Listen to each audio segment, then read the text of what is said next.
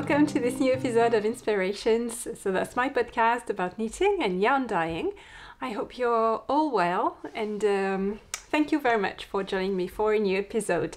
So today is season 4, episode 11. Can you believe this? Season 4.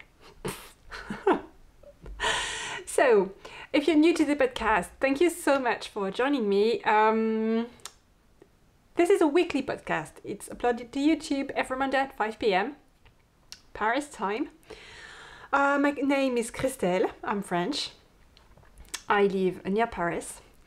There's a weekly newsletter as well that goes hand in hand with the podcast so that you know what's new in the shop, which is updated every Monday afternoon. And there you have it. You have all the information.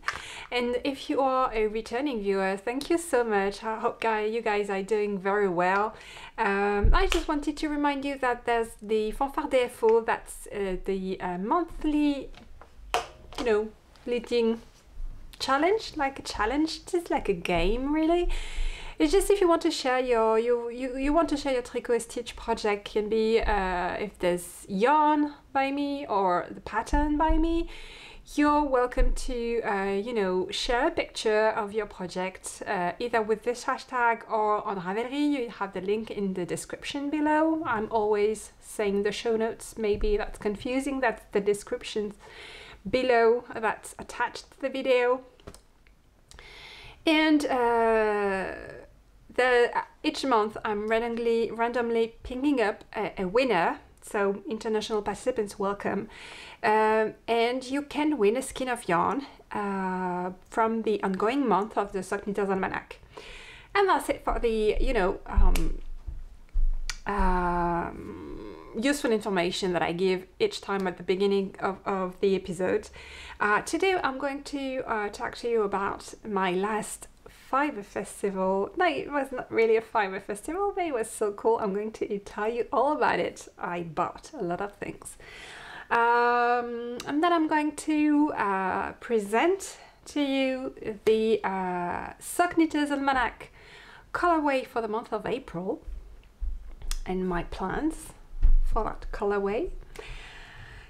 We're going to take some time to go through my projects. So nothing new really, more of the same, but boy did I make some progress. And to close, I think I'll talk about books, and that's it for today.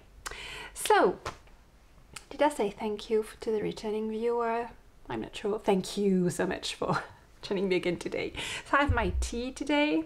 Today is Lapsang Souchong, one of my favorites. Today is Friday, April the 1st. I'm just back from fetching the kids from school. In France they finish their school day at 4:30 until like 11 years old. That's the time every day, every Monday, Tuesday, Thursday, Friday. They start at 8:30 and they finish at 4:30. So each day I'm fetching them at 4:30, and I'm just back, and it's 5-ish, so the perfect time for tea. I really enjoy the tea time. Actually, at this time each day, once I've fetched the kids, usually we do a bit of homework, and then I cross stitch with my tea. That's perfect time. There's still a lot of daylight, and I'm sitting by the window. It's a cool spot in the cool time of day. So Rambouillet, my last fiber festival was not really a fiber festival. It was more like a weekend. It was located at the Bergerie Nationale in Rambouillet, which gave its name to the sheep by the same name. They come from there, from Rambouillet. I think it dates back to Louis XIV, I think, something like that. Bref, Bergerie Nationale, and it's quite the place. I mean, it's beautiful. It's huge. It's located in the park of the Château de Rambouillet, which is absolutely gigantic. I mean, the park is huge. The Bergerie Nationale is a very large complex of buildings, of very old buildings, like a few hundred years old buildings, well maintained for the most part. And you have sheep, you have a lot of things. I didn't have the time to take a complete tour, unfortunately, because I was always at my booth, because there were a lot of people. But I mean, the location was charming. It was very bucolic because it was, I mean, Rambouillet is actually in one of the most densely populated regions of France, but because it's in the middle of a huge park, we felt like we were not near Paris at all. We felt like we were some remote farm on the countryside. It was great. So there were a lot of people. There was you know, a demonstration of how you shear the sheep. There was also some shepherd dogs demonstration, like how they do their work. There was some alpacas. There were a lot of things around the farm and the wool and all that's associated with the wool. There were a lot of spinning wheels, a lot of spinners, a lot of fiber. It was awesome. I mean, guys, it was awesome. I mean, I didn't know that even existed before this year. A friend of mine told me about it, but I didn't, you know, I didn't envision the scope of the event, and it actually attracts a lot of people over the weekend. A lot of families coming to, you know, have lunch in the sun. The weather was fantastic. There was good things to eat from the farm, like sausages, roasted sausages, and meat, and French fries, and some very good desserts, actually, brownies, and you know, delicacies like this. There was beer. I mean, it was great. Okay. The only downside to the thing is, I'm sorry, the lighting is a bit off, but it's actually snowing today, April 1st. We've got, I think, I don't know, I don't even remember if we had snow this year, but today it snowed. There's a song by Prince like this. Sometimes it snows in April. Yeah, it does. Sometimes it does snow in April. Yeah, today it's snowing. Weird. Yeah, but I don't remember what I was saying. I mean, I'm always digressing. It's like I can't help myself. Anyway, what was I saying? I was talking about Rambouillet, obviously. Yeah, it was great. Bottom line was great. Oh, the only downside, yes, I know, I remember picking up the thread. You know, we were like the market. There was a market for wool craftsmanship, and it was actually very windy. I don't know why. There was a huge draft, and I mean, I was like in the middle of it, and I was so cold. But the weather was incredibly beautiful in the sun. It was like very hot, and people were wandering around in short sleeves and t-shirts. And the first day, I was like, I just had my, you know, denim jacket and my shawl and my beautiful magnolia cardigan beneath, which is very warm because I knew that early in the morning it's very cold. But I told myself during the day, the weather forecast is, I mean, sunny, going to be hot and warm, so you don't, I mean, I didn't put my big winter jacket, okay?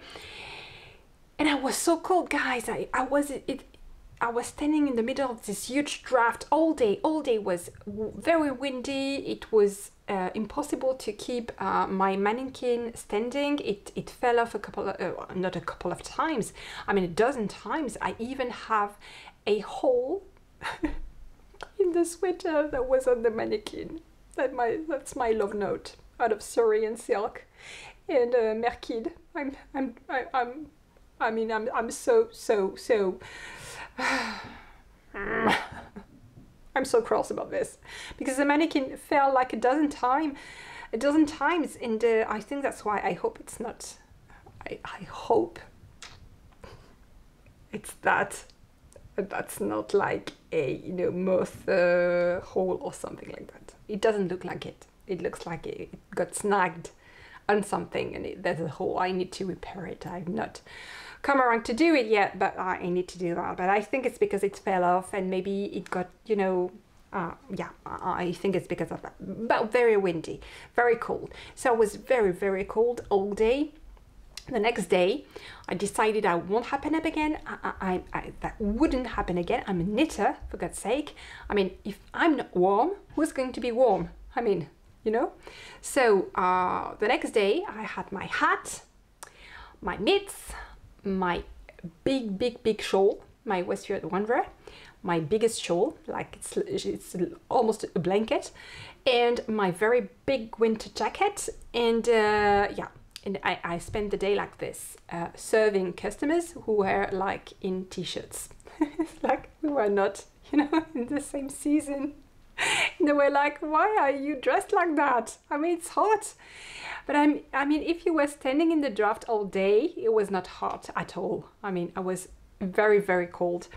So it was funny in a way, but yeah, for the next year, I talked about that with the organizer, and I told him maybe I should get a tent or something, just to block the draft of air, because I mean, I spoke to other vendors on the market, and some who have been there for several years in a row, and they told me that spot is particularly windy all year. It's all the years the same. They got, yeah, it's the way the land is the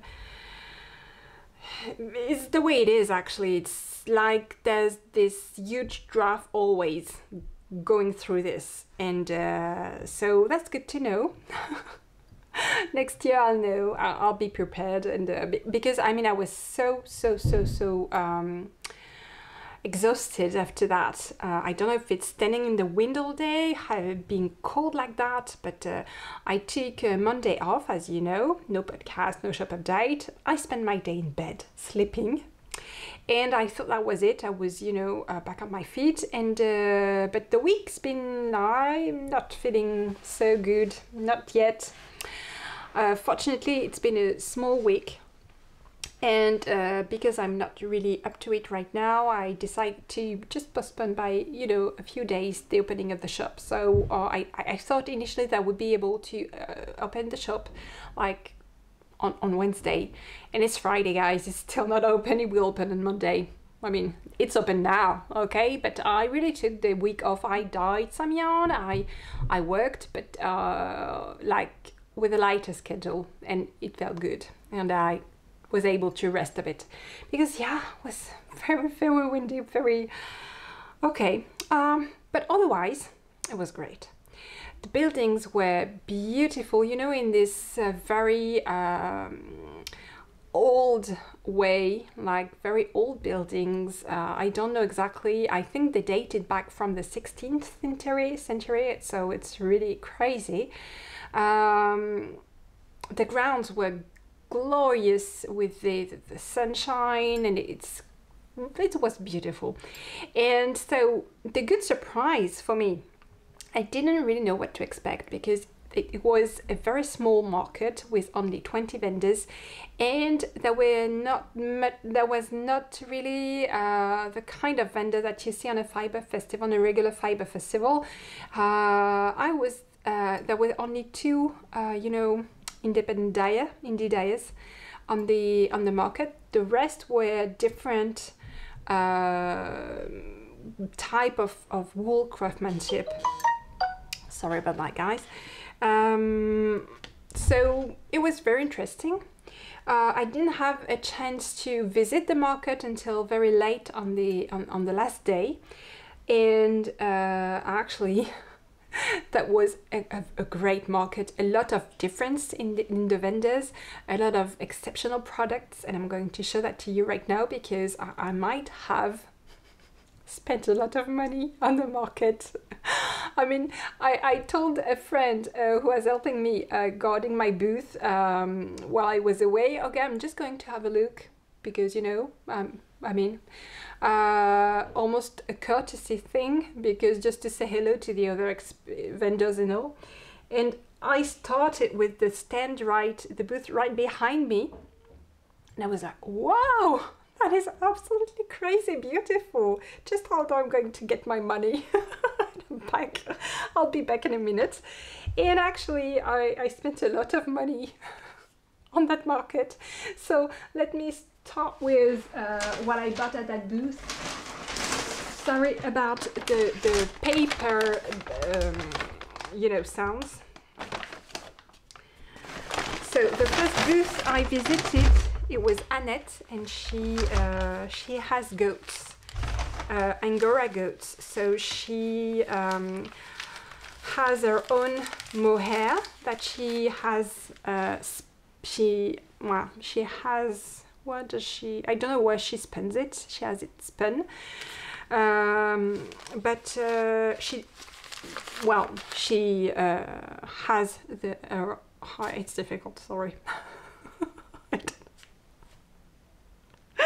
So maybe it's okay. Let's go for broken English. Okay, she has her own goats and she shears them. I don't know how do you harvest mohair? I don't know if you shear or if you wait for it to shed, or I don't know. But anyway, she gets the mohair from goats, and then she takes it to the spinning mill. She have it spun, and then she get it back once it's spun, and she dyes it. She has both natural and synthetic dyes, and this is the result. This is one of her mohair. It's a very big one. It knits up with a number 7 millimeters needle, and I decided it would be a good idea to get my hands on different colors, because I really want to knit myself. It's very soft. I really want to knit myself a very big loose sweater out of this with stripes. So I don't have a model yet. I mean, I'm not a designer of garments. Maybe that will be my first. I don't know. I know that my friend Christine, she gave me that idea because we visited her in her summer house down in the mountains in the south of France last summer. And she had a beautiful mohair, like exactly what I said, mohair striped loose sweater. And it's something that she totally improvised because she's so, you know, gifted like this. And I declared I wanted the same. So this is a perfect yarn to do that. And I don't know yet. I don't have a pattern, but yeah, I might just improvise, you know. Okay, battery change. So this is the plan for those. And then I bought another skein with her, and this is much more thin, but it's crazy beautiful. It's like spun gold. I mean, it's a very high percentage of silk in there, only 60% of kid mohair and 40% of silk. It's only 20 grams, but I mean, it was absolutely glorious. The color is beautiful, and I love how it shines. It's like a work of art, really, like a work of art. So huge crush on this. I'm going to put the other references of the different shops, different shops and different fiber artists in the description below, if you're interested. Then there was this beautiful spinner. Her name is Farine, and she spun on a very old looking rouet spinning wheel, and I bought this from her. This is a hand spun 20 gram of hand spun alpaca, and it's gorgeous, very soft. It's a 2-ply and it's absolutely gorgeous. I don't know what I'm going to do with it. It's natural and undyed. I might dye it, I don't know. I might have some plans for this. Maybe a shawl, definitely a shawl. So that was another of my purchases. Then, very unusual for me, I bought a garment. Never do that. But this one is really cool. It's out of boiled wool. Don't know if that's the term, but you know, like felted on purpose. Wool that's felted on purpose. Like in France we call it laine bouillie, like it's boiled wool. And this is, it's like a jacket, but without sleeves. It has pockets, very important.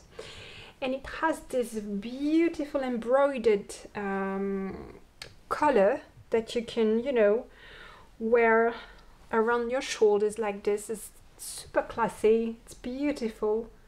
I, you know, just tried it on at a booth and it was, I mean, huge crush, huge crush. And there's different ways to wear it. You can wear it with the embroidery at the hem as a collar. You can wear it on the other side as well. This is the wrong side of it, the right side, the wrong side. I mean, it was beautiful. So this is what I bought.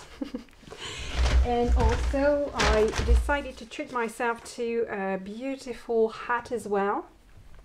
So this is the same technique. And she offered me a little sunflower embroidered brooch. There you go. It's gorgeous. Again, her name is Isabelle, and I'm going to put her name and contact details in the description. Another thing I bought, because I've tried and dyed a bit of fiber, I think last year or maybe the year before.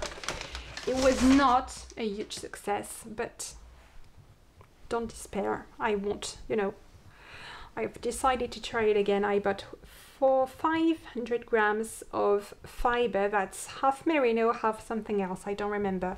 It's just, you know, to try again and dye some fibers. I know that you guys would like that. You have been several to ask me to dye some fibers, so I'm going to try again without felting it. And I might even dye this for me to spin myself a sweater. A sweater quantity. It's been since I've had my spinning wheel, it's been one of my, you know, objective, one of my of the projects I'd like to do, spinning a sweater quantity. So this might be the occasion why, yeah. And I think that's it for the purchases, which is good. And then I need to show you, I have the best clients. They showered me with gifts. I mean, one gifted me those beautiful little pony, My Little Pony stickers. Thank you again. Thank you. She asked me, the client asked me if that was those ponies that I like. I didn't have the heart to tell her because it was so kind of her, but actually no, that's not those one. Those one are way too young. I'm the opposite of a cougar, pony-wise. I like my ponies very old, the oldest you can find them. This is like thing like G5, generation 5, 4 or 5. My ponies are generation 1. But anyway, that's very sweet. I'm going to give it to my daughter. I mean, I don't have a choice. She saw that and she said it was for her. So then I have this very talented client that got inspired by the mood board from the St. Mrs. Almanac Druides colorway back in February, and she painted this beautiful watercolor painting that's an aquarelle. It's gorgeous. And it's inspired by Druides. This moves me so deeply. I mean, I am so happy that my work inspires you in ways that you want to create something from it. It's great, and I'm so happy and so touched. So I'm going to, you know, put it in a frame and put it in my office. Another of my clients told me about this author and this book and told me that my theme about Druides in February and Brocéliande in March strongly reminded her of this book about Merlin l'Enchanteur. It's called L'Enchanteur, like Merlin the Wizard, by René Barjavel, who is a French author. And it's in Bretagne, and it's mythical, and it's great, and she gifted me the book. Can you believe that? I mean, then another client gifted me a gorgeous candle. She told me she used to make them. So, lovely party light candle, which smells heavenly. And another one who was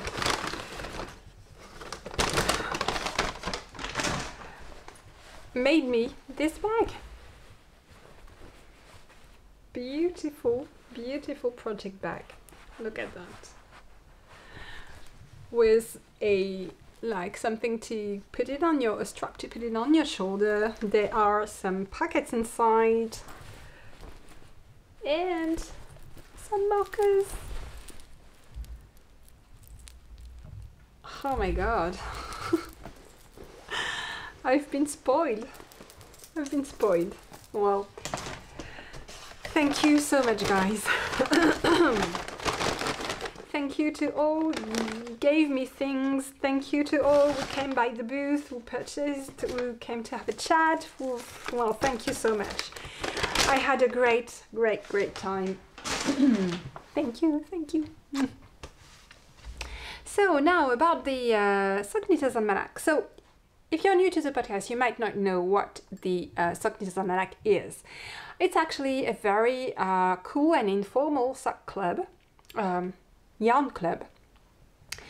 Each month I'm creating a new colorway inspired by the month, but very loosely. The first year it was really the themes were really inspired by the month. Now it's really a theme per month, and I'm always, you know, inspired by things that have a link, but yeah, it's getting a bit loose this year, okay? Just saying. And so bottom line, that's one colorway per month. And I'm explaining, I'm inspired by a mood board that I put together each month. I pick the theme, and then I dye the colorway, and then I present it to you guys, and I pick a sock pattern to go with it that I think would look good with the yarn, and I'm knitting it. And you can find this new colorway each month at the beginning of the month. So this month is quite different from the theme from the first trimester, because the first trimester was a bit like about you know, fantasy, celts, myths. This time around, let's change everything. This is a mood board for this month, and I don't know why, but I've been thinking a lot about April. I mean, I had in mind some themes for the year to come, and that was one that I was very eager to put into fruition. It got me really inspired. I mean, I love tea. I love teacups. I actually love to drink tea in beautiful teacups. And I love all the, you know, high tea imagery and traditions around that from England. So that's my theme for this month, the beautiful teacups and china that goes along with it. So the colorway is named Teacup as well. And I wanted to keep that for April because it's there's a lot of flowers, there's a lot of beautiful colors, a lot of, you know, it's perfect for a hand dye, an indie dyer, because you can really have fun with all the speckling. And that's what I did. Okay, I basically dyed a very pale, very pastel base with a bit of blue, a bit of green, and a bit of salmon. And then I had fun with the speckles, a lot of speckles, a lot of different colors. And this is the result on extra fine fingering. So some of the tags, some have not. You might see that the tags, that's my test dye batch, it's a bit lighter. It's always lighter. The first batch I'm dyeing is always lighter. It's like I'm almost hesitant. I don't know what's going to, you know, how it's going to behave, is it going to work out? So it's like I'm a bit hesitant, and always my first batch are always a bit lighter. And then once I'm confident, I like the combination and it works well, I get bold. And it becomes this. Which is actually what I prefer. Yeah, bold speckling. So this is on Stellina. I've just shown you Lurex. This is on Stellina. This is the first batch. This is a second batch on Stellina. A bit heavy, more heavy-handed on the speckles, I think. What can I show you? Oh yeah, this month I want to try and knit socks with silk.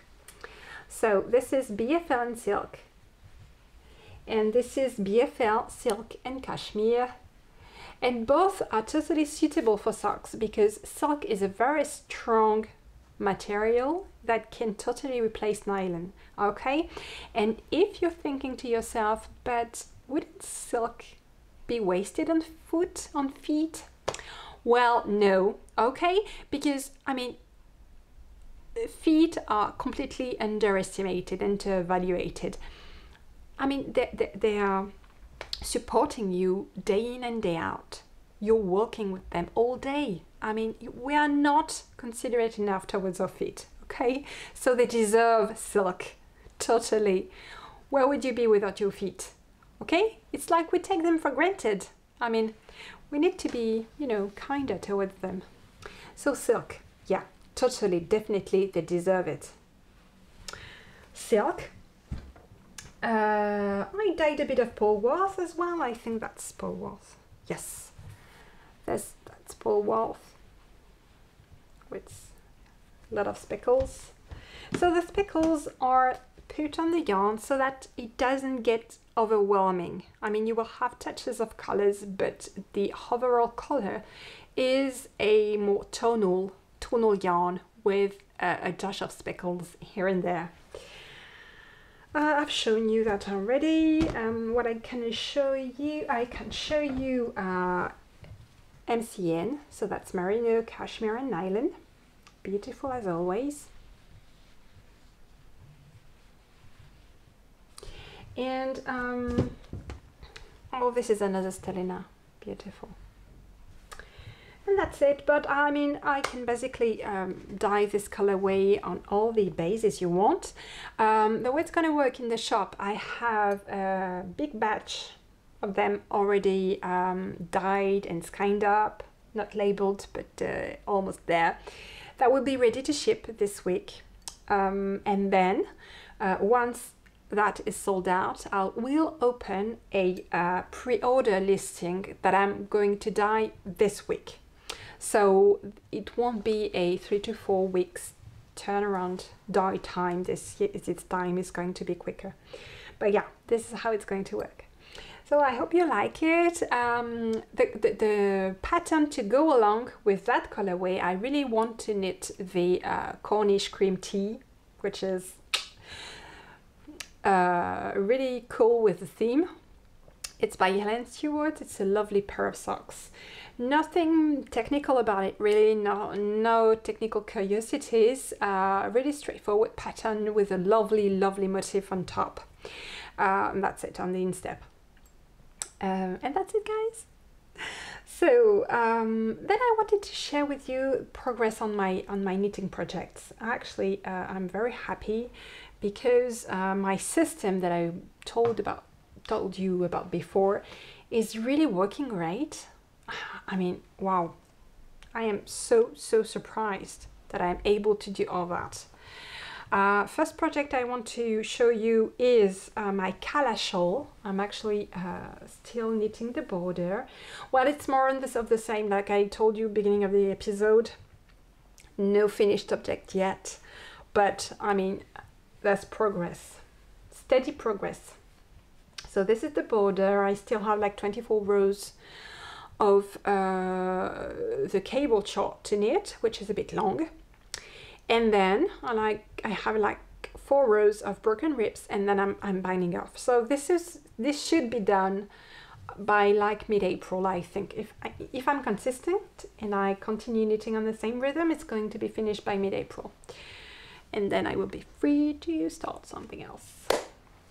Then on the socks front, those are my March socks. So that's my yak sock base. And I'm almost done, guys. So the first sock, it's done. The second sock, I mean, I'm at the half of the foot, and I just wanted to show you, the pattern is the basic sock with a double gusset, mashed up with vanilla latte socks. And this is the double gusset. It's great. It's really, really, really a great pattern. I love the fit, it's very comfortable, and I decided to go with the Eye of Partridge heel flap this time around. It's not my favorite, I think it's very pretty, but it's just not as easy as your regular reinforced heel flap with slip stitches, because you get to pay more attention to it. So this will be definitely finished in the next few days. And I will be able to start the April socks, so that's cool. Then I have this other pair on the needles, so that's the socks for my sisters. If you've watched the previous episodes, you know that I killed a pair of socks after repairing the same pair of socks. And then I'm knitting a new pair for my sister after dyeing a yarn that was as close as possible from the original. One thing that's pretty cool about that, and which I'm kind of proud of, is if you remember, the original socks were completely used and there were holes under the heel, not behind but under, really. So I decided to knit a fligel heel, so that's a toe-up sock, a fligel heel, and to reinforce below the heel where my sister had holes previously, and then keep on with the reinforcement, the heel flap, like the back of the fligel heel in slip stitches as well, and then go for 1x1 ribbing, just to, you know, keep in line with the ribbing of the slip stitches of the heel flap. So hopefully this will reinforce the sock where it needs it most, under where she usually have holes. And I mean, this is the first sock is going to be finished really soon as well, in the next few days as well. So that's cool. Incredible, right? And then I'm also making progress on my cross stitch. So nothing dramatic here, but still progress, so that's cool. I'm very happy I'm able to, you know, do that regularly. So that's the Little Red Hood Parade, I think, by the Frosted Pumpkin Stitchery. I've also made progress on my Fair Isle training project, but actually there is a technique that the Patricia is showing us. It's blocking on the way. It's like you have to, you know, pull gently on your knitting just to block it along and stretch out the stitches, and so that it looks beautiful. And I did that a bit too forcefully, and I broke my needle. So I bought another needle, and I thought it was, you know, because I had to buy another needle online, I decided to buy a sweater quantity of Mario Woolen, because, you know, I need 3 rows of stranded knitting. I'm at lesson 4 out of and I've completely listened 3 out of 7, and I've knitted like 3 rows, and now I feel I'm confident enough to knit this. Am I delusional? I might be. okay, because I thought that would be a good idea since I've broken the needles I used for my ferrule to maybe buy another pair, and while I was at it, you know, yarn for a sweater. I mean, logical, right? So yeah, I'm going to embark on this. I don't know when, I don't know how, but I'm going to embark on this. I have a new pair of needles to continue with my lessons. I don't know, I think, well, joke aside, I really think I had, you know, this like, you know, when you build muscle memory, when you keep on doing something that doesn't feel comfortable, like for me, stranding knitting with one strand of yarn in each hand. It was really not feeling comfortable for me, and I was kind of hating it, but I was, you know, forcing myself to practice because I wanted to build muscle memory. Well, the last time I think I've done it, it's done. I actually built muscle memory on that, and the last time I knitted colorway was easier and not such a torture. So, because I'm a very enthusiastic person and because it felt just a bit less horrible, I decided, you know, to jump and try and knit a whole sweater.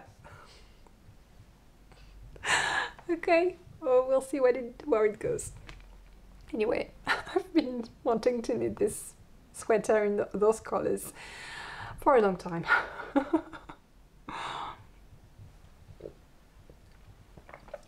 And then spinning wise, those are my progress. So the burgundy yarn is a mix of Corriedale, no, 100% Corriedale, and the yellow part was the original braid. It was the main color actually. So I'm going to apply to make a 2-ply, and the burgundy is a contrasting color. So there's only that left. I'm actually trying to spin 15 minutes a day. I've not been able to do that every day, but at least 3 or 4 times a week, which is not bad. This is almost done.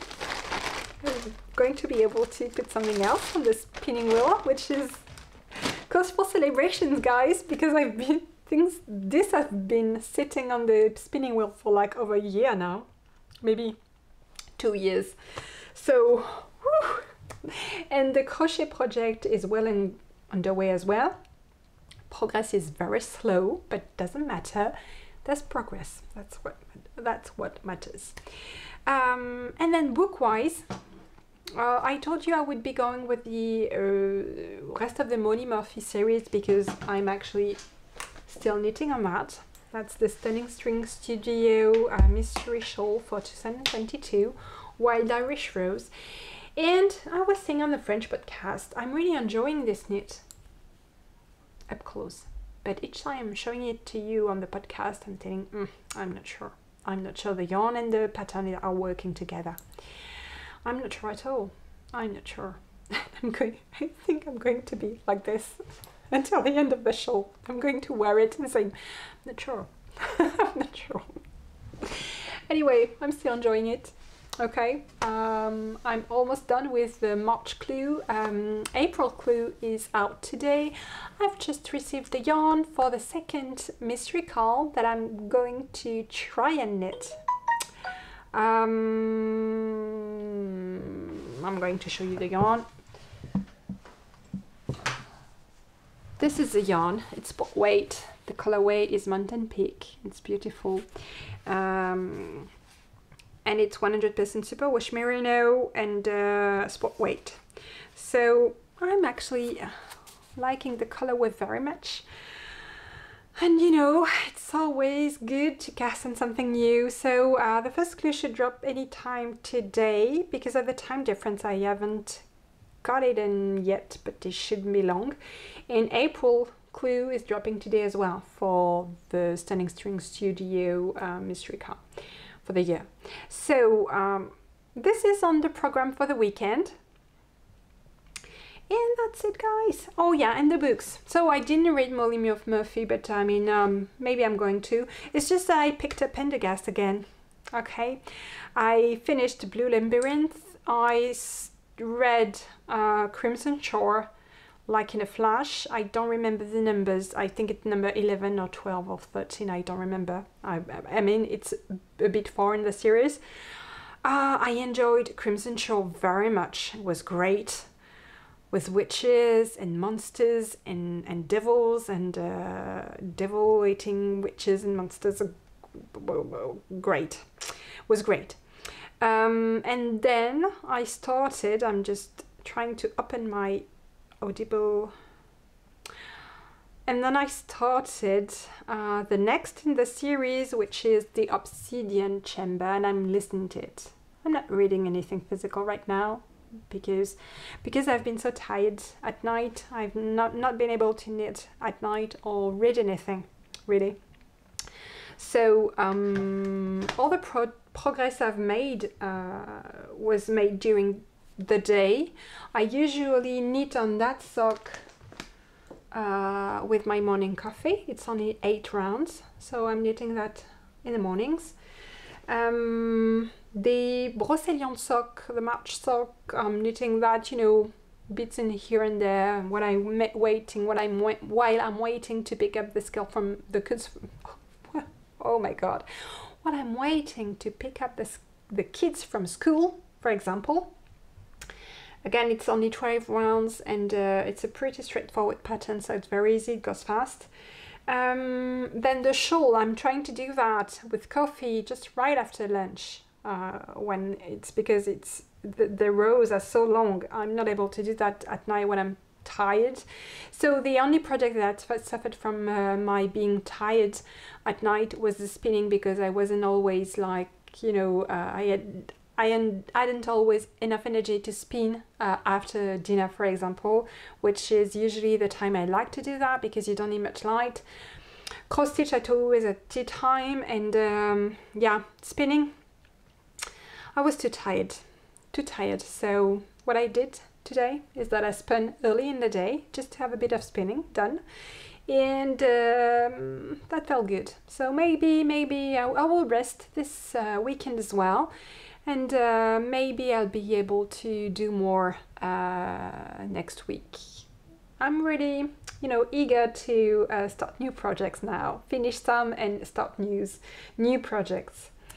And that's it for this week, guys. Thank you so much for, you know, watching until the end. If you liked the episode, don't hesitate to leave a thumb up and to subscribe to the channel to make sure you get noticed when there's a new podcast. But you know, it's every Monday at 5 p.m. French time. And I wish you a lovely week, and I'll see you next Monday. There will be a surprise shop update next Monday. If you know what that means, you know. If you don't know what that means, there will be a surprise, and I will explain it to you next week. Okay? Take care. Bye-bye.